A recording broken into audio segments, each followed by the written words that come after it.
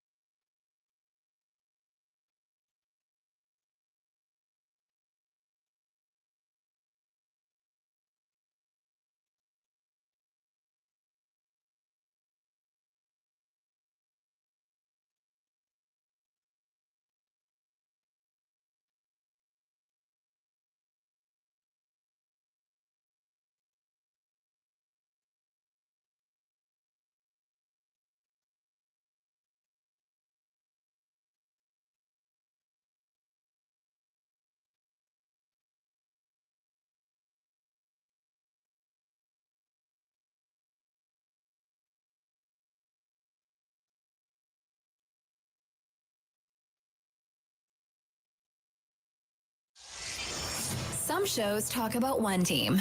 Other shows barely talk sports. This show will talk Packers, Brewers, and Bucks every day. It's Wisconsin Sports Daily with Steve Sparky Fifer, served up by Wendy's on 1250 AM and 105.7 FM The Fan. Download the Wendy's app today.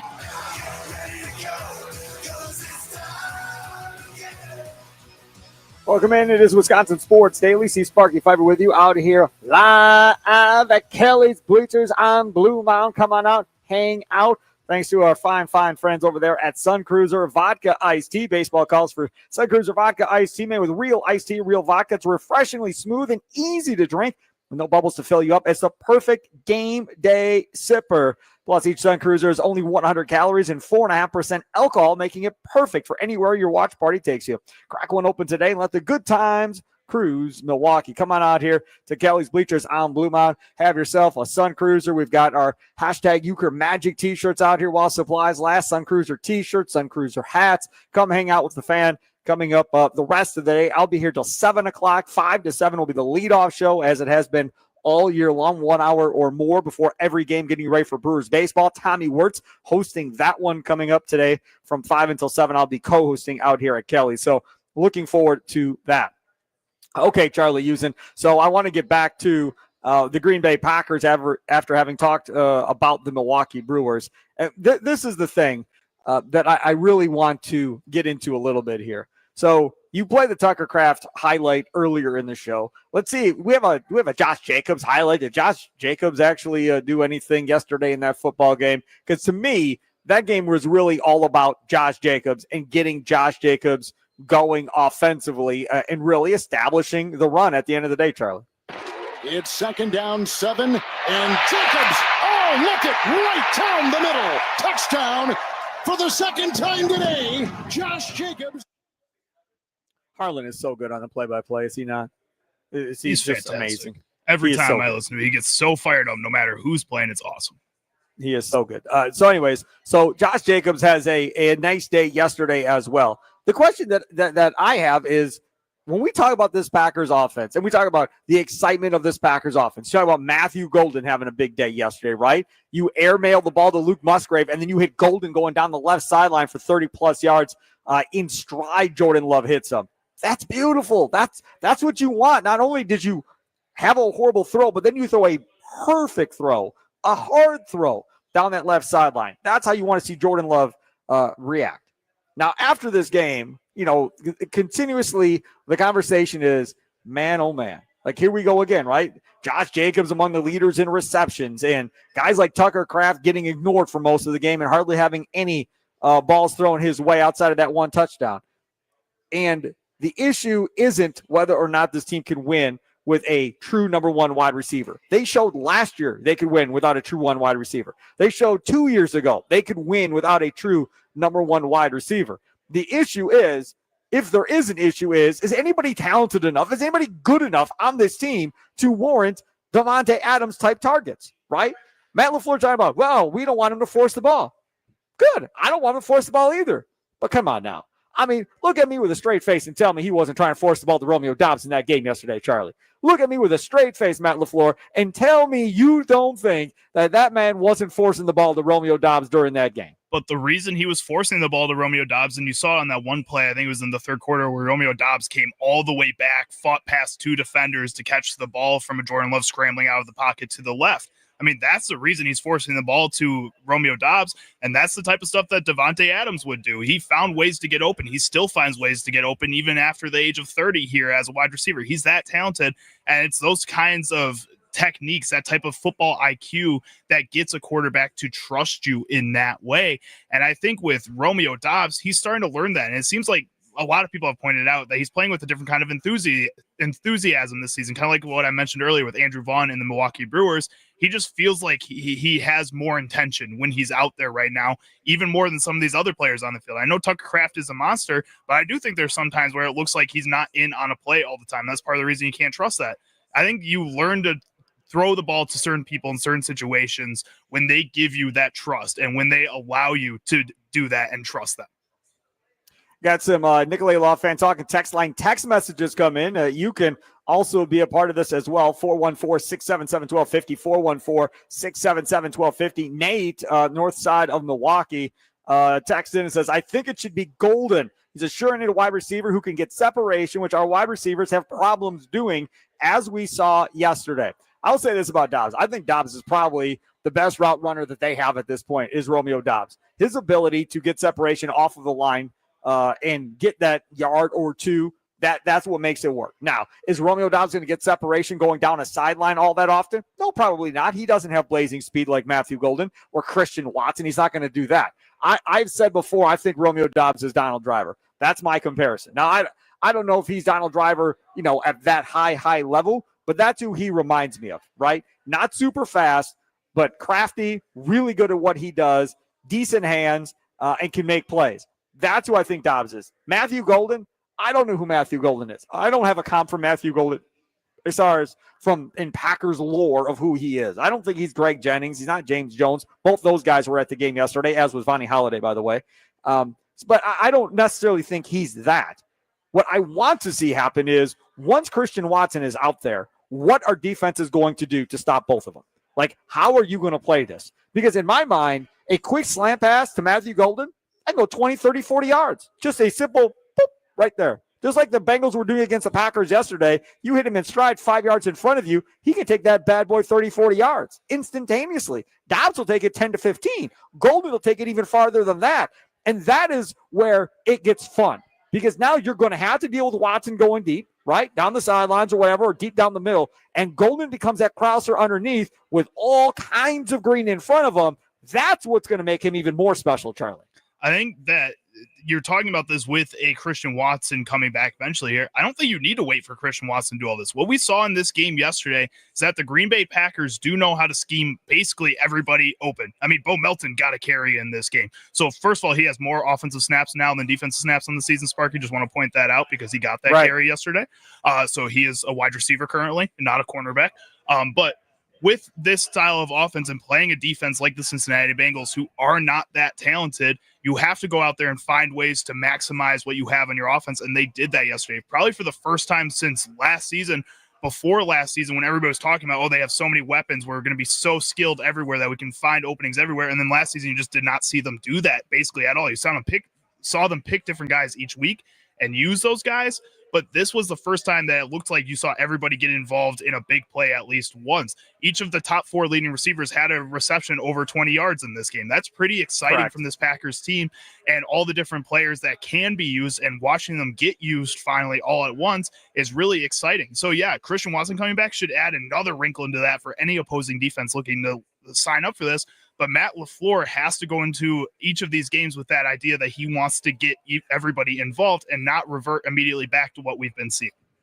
Nate the Great on Twitter tweets at Sparky Radio and all the hosts at this fine station.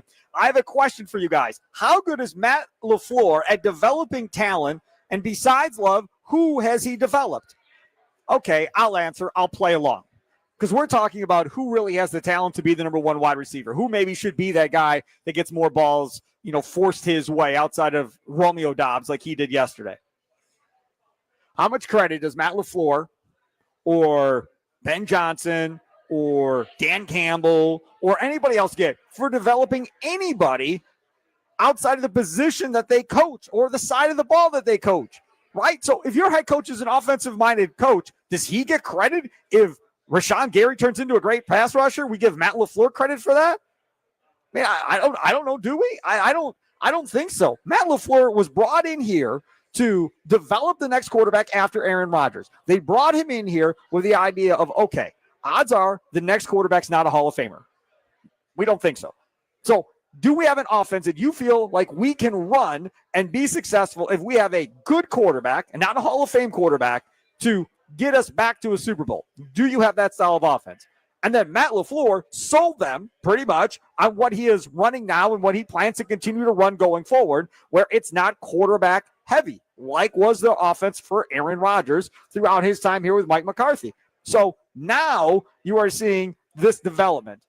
I don't know how you can possibly look at the Green Bay Packers and say that Matt LaFleur isn't developing guys. He's playing with all young guys. Like, all of these guys are coming from college, having to come in and contribute immediately.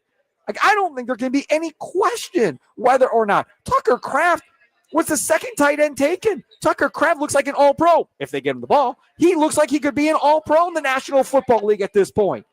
Nobody drafted Tucker Kraft in the first round and said, oh, Tucker Kraft, top 5 pick. Well, duh. Matt LaFleur didn't draft him. We knew he was a stud. Well, no, he did draft him and develop him. Zach Tom, he wasn't a first-round pick. That dude turned into an unbelievable right tackle. Got some credit there, too, right? He deserves a lot of credit for a lot of these guys. If you're going to say that, no, he doesn't specifically coach that position, but if we just talk about offense, there has been offensive development to this point there, Charlie. Well, and it's not even just players that were nothing that came up and are still on the team. I mean, there's guys that played before Matt LaFleur that took a massive jump when Matt LaFleur became the head coach of that team. I went back and looked at Aaron Jones' stats in his first 2 seasons with the Green Bay Packers. He was a solid running back, a backup caliber running back in a team that had some running back issues. And in 2019, he jumps up to a 1,000-yard rusher with 16 touchdowns. That's when Matt LaFleur becomes the head coach of this Green Bay football team. I mean, these are the things you have to look at. Elkton Jenkins was a solid player that could play multiple positions, but was a later round offensive lineman that they drafted to kind of sneak in there. When Matt LaFleur became the head coach of this team, Elkton Jenkins jumps to all-pro type of caliber talks for that interior offensive line position. I mean, there are players that, again, even before Matt LaFleur that came to this team, and you saw that massive jump from them.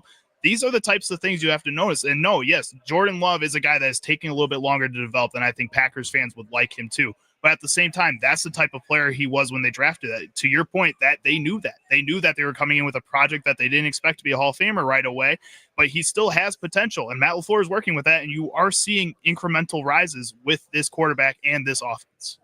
I will go back to what I was saying before, and I'll continue to say. The focal point of this offense for me right now is Tucker Kraft. Now, that's what it should be. It clearly hasn't been outside of one game this year, but that's who I would work on developing. The man is averaging almost 10 yards after contact. He was the only one in the league to do it last year. He's the only one in the league to do it this year. And yet you still can't figure out a way to get Tucker Kraft the damn football. Like, I'm sorry. That is frustrating to me as a Packers fan, watching that type of player not be involved in this offense nearly enough at this point, Charlie. That's where my frustration comes. Well, and I think with Tucker Kraft, the other big thing is that you have to realize that this team has those other options that they can go to. So, yes, you wanted to get them to Tucker Kraft, but at the same time, when you have games like you did yesterday where they do get it to everybody, it starts to make you wonder, well, yes, now why can't you just do that? If you don't want to give the ball to Tucker Kraft all the time, then do this. But they don't do that all the time. They do not. Want to hit up Potawatomi Sportsbook before a postseason game, but need a ride to the game? Hit 2 balls with 1 bat by hitching a ride on a Potawatomi game day shuttle. Make any purchase in the sportsbook or same-day sports bet to get a wristband and seat on the shuttle.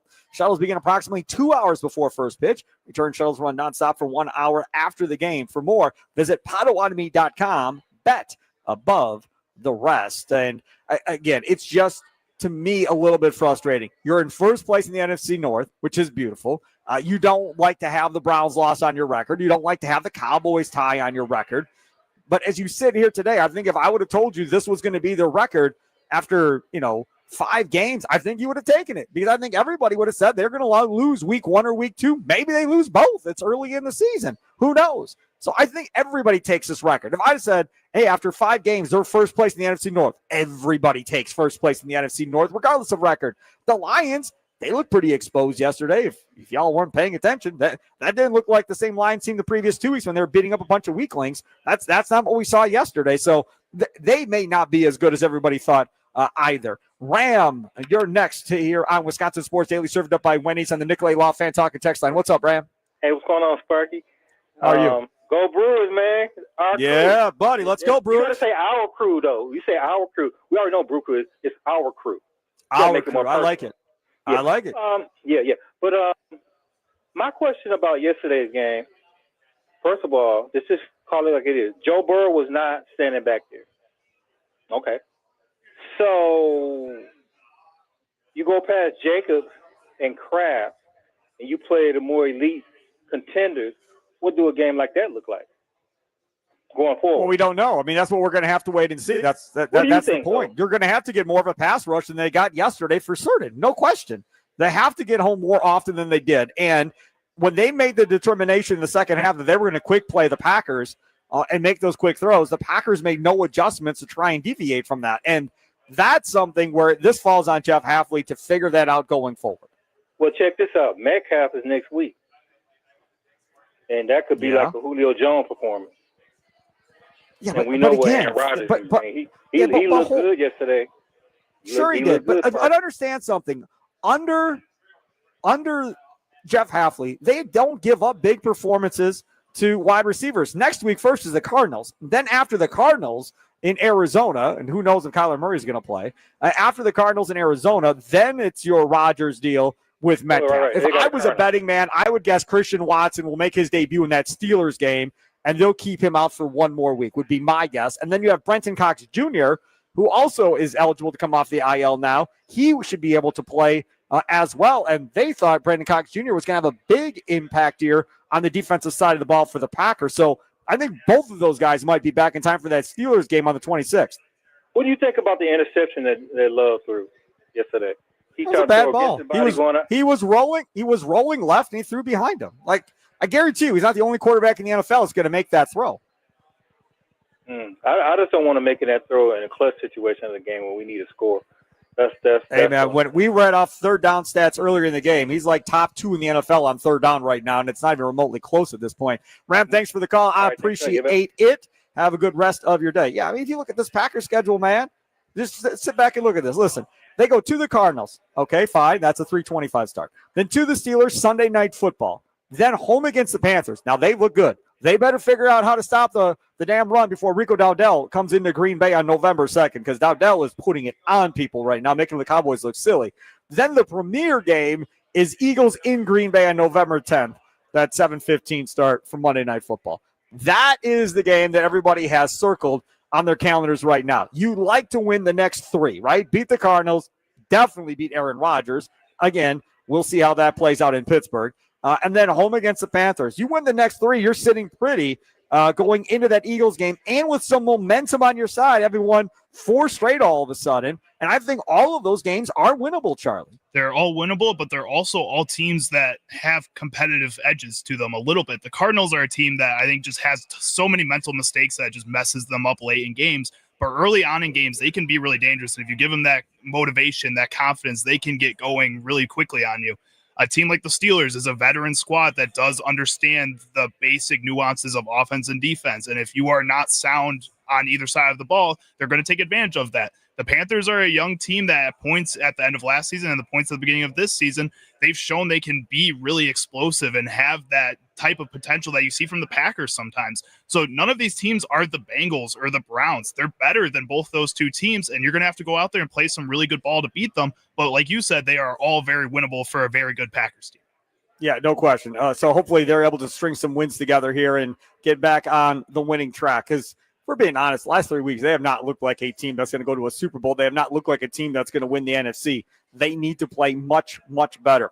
Coming up next, we're going to talk more about the NLCS roster decisions that were made and whether or not we agree with the decisions that were made on this NLCS roster going into this one, including Nick Mears not being on the roster going into this series against the Dodgers. Game 1 tonight will be here at Kelly's Bleachers on Blue Mountain till 7 o'clock.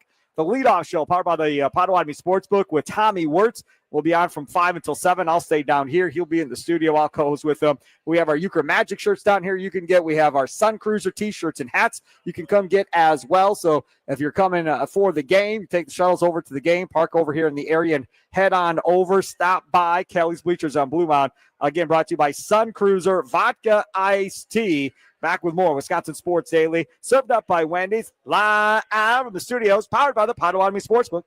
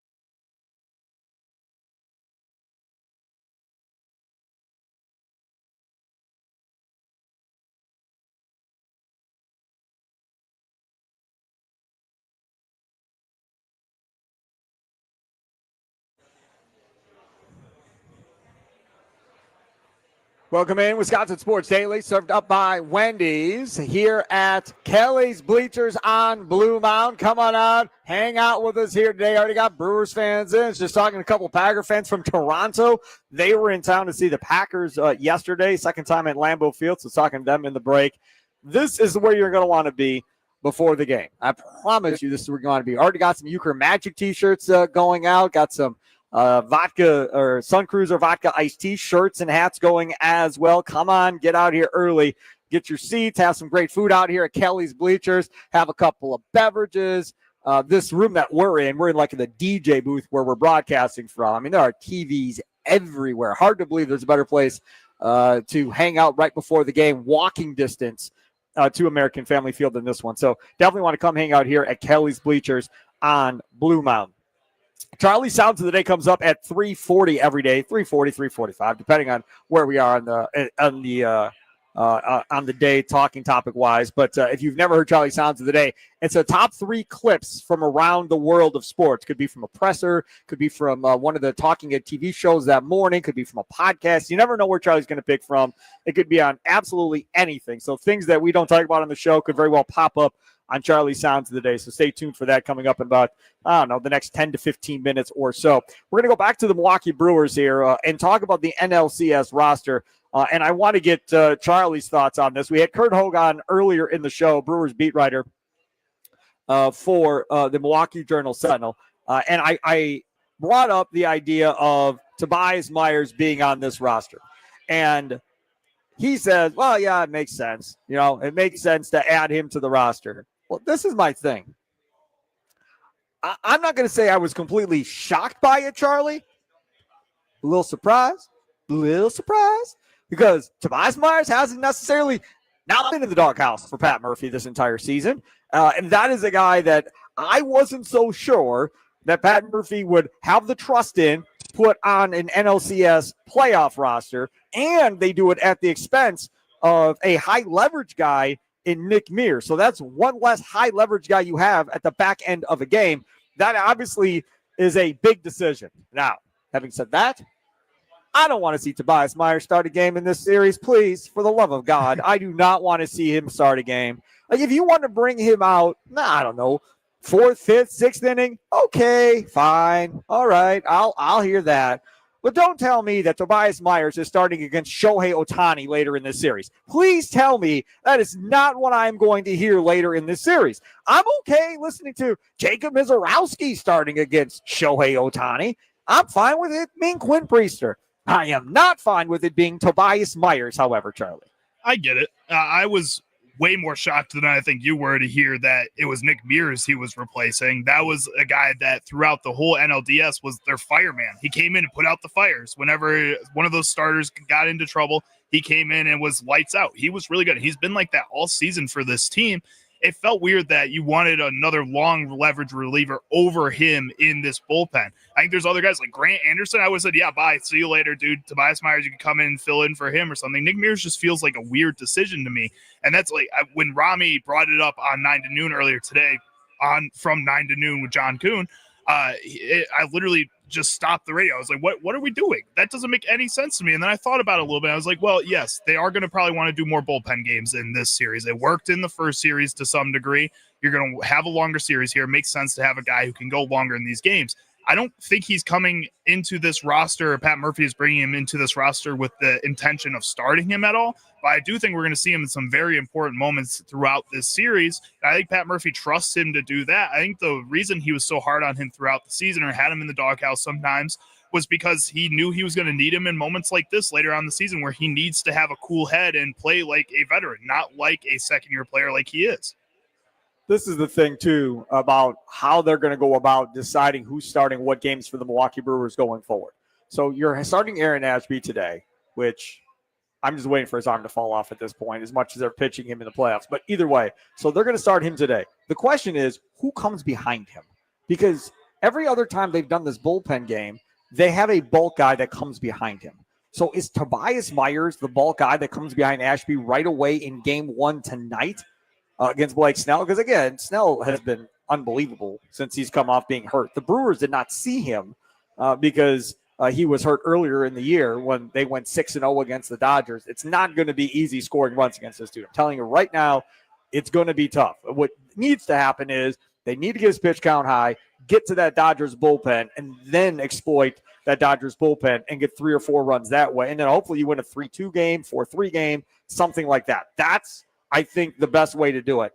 I would think that maybe we see Tobias Myers tonight right away behind Aaron Ashby. That's a total guess on my part, Charlie Usen. What say you? If they're going lefty-righty, like we saw them do that first time they ran Aaron Ashby out there, I think that is the logical choice here. But also you saw them in that Game 5 go righty-righty with the bullpen game, going from Trevor McGill to a Jacob Mizorowski. So I don't think they're afraid of going back-to-back, which also, in my mind, makes Robert Gasser an opportunity in this game, too, to come in that second or third inning whenever they want to take Ashby out of that. I think this is something where they have so many options, and when they brought in Aaron Ashby to start that Game 2, it was a situation where it threw the Cubs off a lot. And I think they're looking at that and saying, you know what, maybe we can use that to our benefit against a team like the Dodgers. Don't let them know really what's coming after a guy like Aaron Ashby, because we could go with Robert Gasser. We could go lefty-lefty, or we could go with a Jose Quintana, go with a veteran in a situation like this, or we could go with anybody. That's the benefit of all of this. And I think it really could work out. Q in the YouTube chat says, are the Brewers throwing tonight's game? No, I don't think they are. I think they're trying to make the Dodgers as much on their toes as possible. And I think it's going to work because it worked against the Cubs.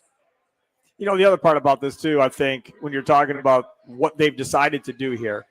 So when you look at the pitchers that are available now, 12 pitchers, Grant Anderson, okay, Aaron Ashby, Robert Gasser over DL Hall is an interesting choice. Jared Koenig, McGill, Mizorowski, Myers, Patrick, Peralta, Priester, Quintana, and Amir Uribe. I don't have issue with there. Can I tell you, and I don't know where he is in his rehab, but I thought he was throwing prior to the regular season getting done.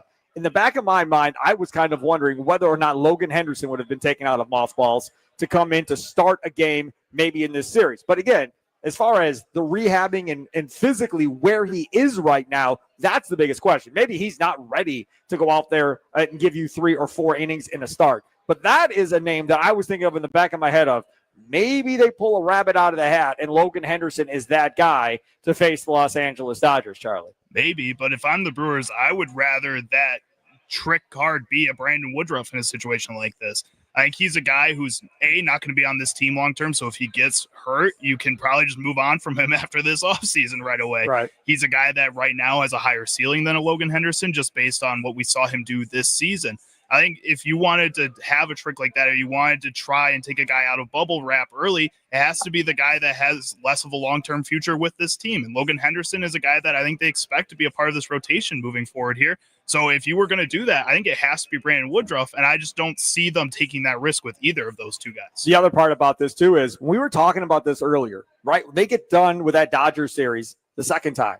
The conversation was this, man, I'm not scared of the damn Dodgers. Who cares about the Dodgers? You're going to have Brandon Woodruff, Freddie Peralta, Jacob Mizorowski, and then Priester. Those are your 4. I'll take our 4 against their 4 any day of the week. This is going to be a close series.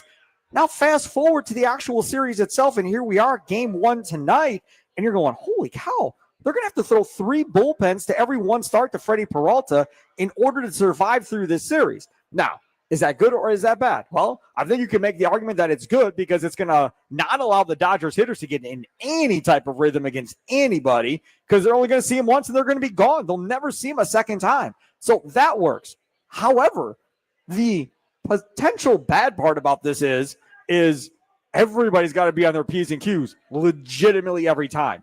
Like the ultimate nightmare scenario here is all of a sudden, 2, 3, 4 of these guys all of a sudden are tired and lagging a little bit. And things are blowing up on everybody that's coming in, or they're not throwing strikes, they're throwing balls. If they're all pitching well, the Brewers will have every opportunity to be in this series. How long can they continue to do this? That's my question, Charlie. They already were like the most used bullpen in baseball coming out of the regular season. I think that, yes, the focus is on the bullpen right now, obviously, because the Brewers have so many guys that are going to pitch in this series. That's where the one change was made on this roster. At the same time, the reason the Los Angeles Dodgers beat the Philadelphia Phillies in that series wasn't because they were that much better than the Phillies. It's because the Phillies made a ton of mistakes. Yep. I think it's about whichever team takes advantage of mistakes first. And this Milwaukee Brewers team does that better than anybody else in the MLB. And I think the Dodgers, just like every other team that they've faced throughout the regular season, showed that they get flustered when they start making mistakes here. So yes, you want to rely on that bullpen, and you want to be a little worried about that bullpen because they have so many strong hitters on this team. But as long as your defense is playing sound behind them, as long as the offense is going out there and making their defense work, making their bullpen and their pitching work, you can at least even out that side of the game and not have to worry about your bullpen as much. And there's other factors of this team that are going to be much more important, despite the bullpen kind of being the weakness right now, just because of how many times they've pitched this season.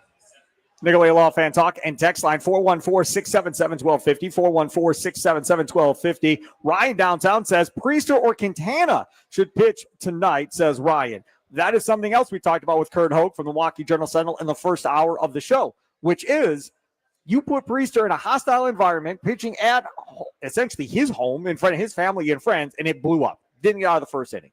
So do we roll the dice and now put him in L.A., no family and friends, but still on the road, hostile environment, try two? Or, as Ryan points out, do you throw him out there right away today to go have a good performance, hopefully, early in this series? And then if you need him later, his confidence is built back up. You feel better about things going forward. Because the other option, like I said, is you save him to game 3 or maybe game 4. That's the debate that you're having right now here. Priester coming in behind Ashby makes a lot of sense to try and build his confidence up, get a bunch of ground balls, pitch 3 innings. I'm not asking for more than 3. Pitch 3 innings, get this game to, say, the 5th or 6th inning, then let the bullpen take over after that, Charlie. I think that would work. I think that is a good plan, and I think that the only reason you would have or not have Quinn Priester in that game 2 is if you were planning on pitching him at some point in this game 1. I think if you wanted him to be a starter within this series, you want him to do it at home.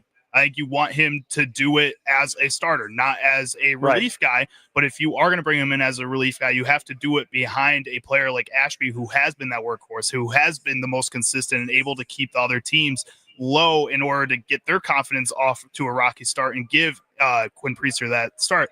Honestly, I would prefer if they just pitched him tomorrow. I know they have Freddie's lined up for tomorrow, but I think Quinn Priester at home with a start, again, giving him that second chance to do the start would be pretty awesome. And I think he would take full advantage of that too. The one nice thing about Priester is he's been behind an opener before this year a couple of times. So he knows what it's like to get warmed up in a pen and come in the 2nd or 3rd inning and be that guy. It's not a new experience for him. So that part I like. Turner in the Dugout Chat on YouTube. Love Ashby, but getting nervous about how much we've used him so far this postseason. Same. Agreed. 1,000% agreed. I'm equally nervous about Aaron Ashby and what he looks like tonight in inning 1. The one absolute thing that cannot happen is you cannot be down 3 or 4 runs after a half of an inning coming up bottom of 1. Like, you cannot put that type of pressure with Blake Snell on the mound for the Dodgers for this Brewers offense. You absolutely screw them because now they're going to start to press. They're going to start to overthink. They're going to start chasing pitches possibly. You have to get through that first inning scoreless from Ashby and then maybe get yourself an opportunity to get a lead. As soon as they can get the lead, the better, and change things up on the LA Dodgers. Coming up next, we'll get to Charlie's Sounds of the Day, the top things that Charlie has heard and will play back for us. Top 3 things. Sports Talk on the Fan is presented by Paramount Plus. Count on Sundays all season long with the NFL on CBS and on Paramount Plus. It's Wisconsin Sports Daily, served up by Wendy's, live from the studios, powered by the Potawatomi Sportsbook out here at Kelly's Bleachers on Blue Mound. Come on out and hang out. We have Euchre Magic t-shirts still to give away as well before they run out. Have some of those Sun Cruiser Vodka Iced Tea shirts and hats as well that you can come grab too while you're here and try a Sun Cruiser Vodka Iced Tea. 100 calories, no bubbles, just deliciousness out here at Kelly's Bleachers on Blue Mound.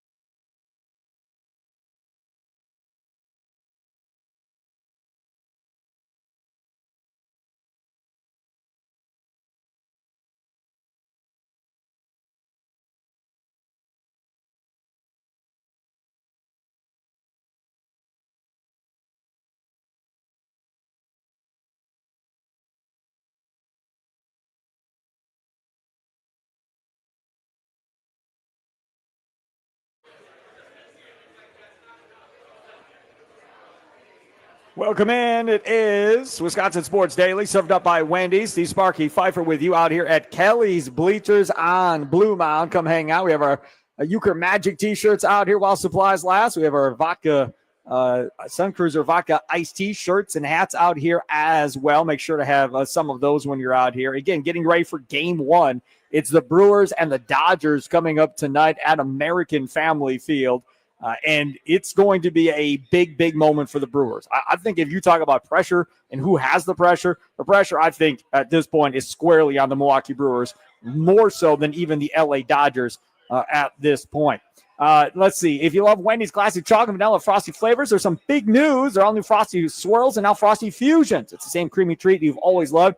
Now they flavor refresh. So what are these new flavors? Okay, well, we've got the Frosty Swirls, which we know, strawberry, brownie, batter, and caramel. And now Frosty Fusions, Oreo brownie. That is my favorite with the chocolate frosty base. Delicious. Caramel crunch as pieces of toffee and Pop-Tart strawberry. So clock in for sweet treat time with Wendy's all new Frosty flavors. A refresh on a classic.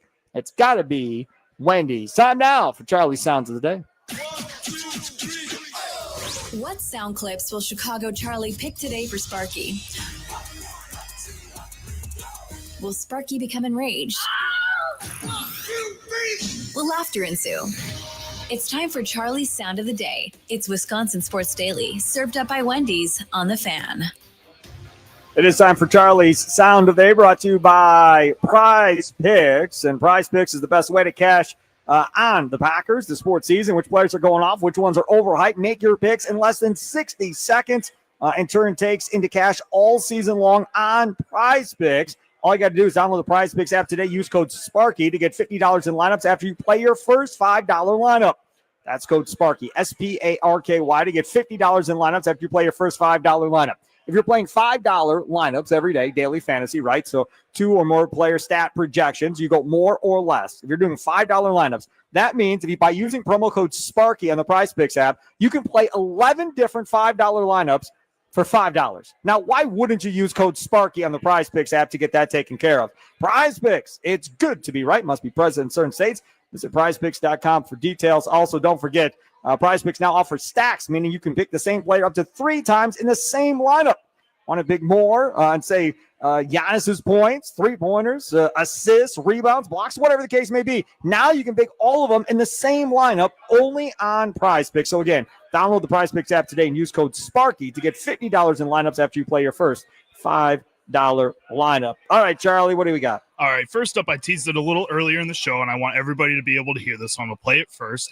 We're going to head over to Mully and Haw on 670 and the score, where they were discussing the Milwaukee Brewers busting out the L flag in their team picture after their win in the NLDS. They can take that L flag. Oh, all right? really? I mean, they're Really? so consumed with Craig Counsell and the Cubs that they have to celebrate with an L flag. Well, I do think that was classless. Dude. That was classless. I'm not You know, dude. We've no, been down this road before. Dude, That was classless. you do a website. You do a podcast called Fly the W. Thank you. Okay, so if you're going to fly the W at them, aren't they entitled to fly an L? When No, they Fly meet the you know that's we fly wrong. the W You know against that's anyone, wrong. not just against the Brewers. there is no. you know that's wrong. There's no need to get butthurt over that. Yeah, no, I totally, Aching. I totally understand that.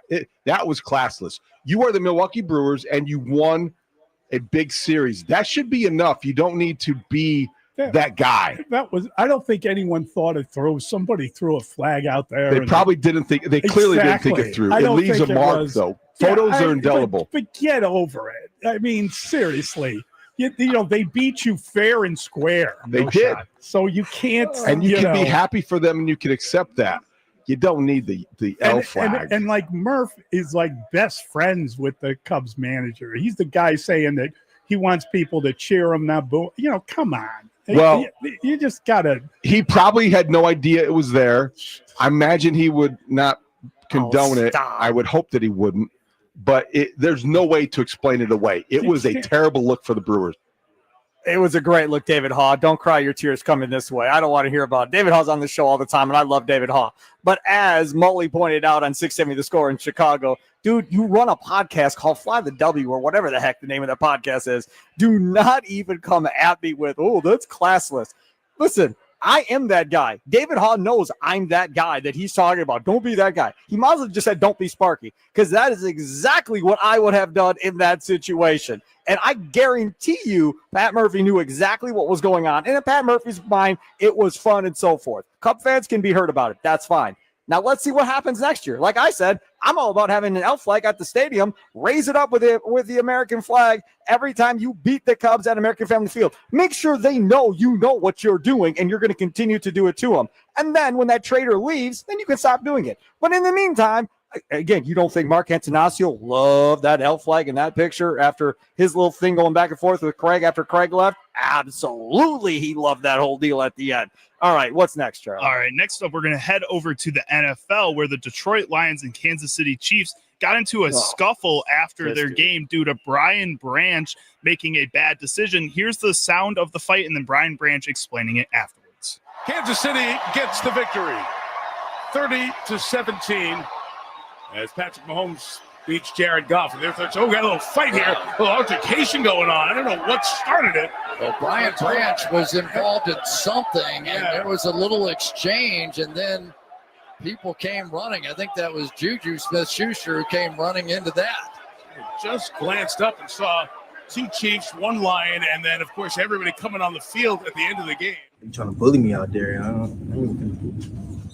Should have never did it. Those charges. I got blocked in the back illegally, and it was running the ref. The ref didn't do anything, and just stuff like that. And I could have got hurt off of that, but I still shouldn't have done that. So that was at the end of the game. You're talking about somebody hit you in the back. Juju hit you in the back. Yes. So Juju in particular was the one that hit you. Yes. One of the other things that they were doing was in terms of maybe rubbing it in. Yeah, they were. There was a lot of stuff, but I should have showed it between the whistle, not after the game, and I apologize for that. What sort of discipline, if any, do you expect from the league, or you got to hope there's nothing? I don't know. Honestly. Listen here. Brian Branch is that guy. Brian Branch is going to be this guy who started that fight with J.J. Smith-Schuster after that game. He's that guy forever. He's been this guy leading up to this game. He's in more after the play antics and stuff like that for that Detroit Lions team more than anybody else. Dan Campbell comes out after the game and goes, man, I love that guy, but, he can't do that. Okay, let's be honest. That's a Dan Campbell type of player. That's what Dan Campbell wants. That's a guy that's going to eat your kneecaps at the end of the day, right? That is exactly what Dan Campbell wants at the end of the day. Don't come at me with, oh, yeah, well, he can't do that. Inside, Dan Campbell's like, yeah, we lost, but show some toughness. Do something about it, right? Get fired up. You got to believe Dan Campbell wasn't all that bent out of shape about that, Charlie. No, probably not. I think he just had to do that for the cameras, but that's what Dan Campbell does best. He likes talking to the cameras, and he's really good at it. So, yeah, he is. Absolutely right. We have time for one more or no? Yeah, it's a shorter one, a pretty fun one. This is Tez Johnson, wide receiver for the Buccaneers, discussing his first touchdown of the season after it happened in the game and why he thought people were chanting MVP. Going for a big ball. Down the field, got an open target. Oh, what a catch! Touchdown, Tampa Bay! Tez Johnson has his first NFL touchdown and a magnificent flip to go with it. This is crazy. When I score and I hit MVP chant, I'm thinking they talking about me. So I asked Shep. I'm like, Shep, they was chanting MVP? And he was like, yeah. I was like, I ain't do nothing this year. And then he was like, they talking about Baker, Tez. And I was like, well, that explains it. That does explain it exactly right. Tez Johnson, the MVP chants were for him at the end of the day. And clearly that was not the case for Tez Johnson, which is quite funny. See Sparky, Fifer here, Charlie using over there. Wisconsin Sports Daily, served up by Wendy's live here at Kelly's Bleachers on Blue Mountain.